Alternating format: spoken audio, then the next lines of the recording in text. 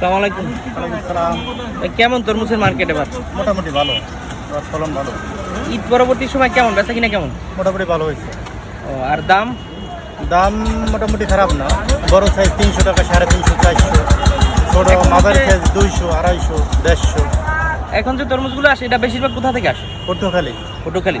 ওই জায়গার ফলনটা ভালো হয়েছে। পটুয়াখালী মাল ভালো, রাঙামালি মাল, মিষ্টি মাল ভালো। বোলার পোলারটা একটু ডাবা জান্ত তো মিষ্টি কম। লাল হয়েছে ভিতরে? হ্যাঁ, লাল। একটা একটু দেখেন দিই একটা। এটা ছোটটাই, বড়গুলো আরো বেশি। বড়গুলো আরো খুব বেশি। খুব বেশি না? হ্যাঁ, এটা একেবারে ছোট। ঠিক আছে, ধন্যবাদ।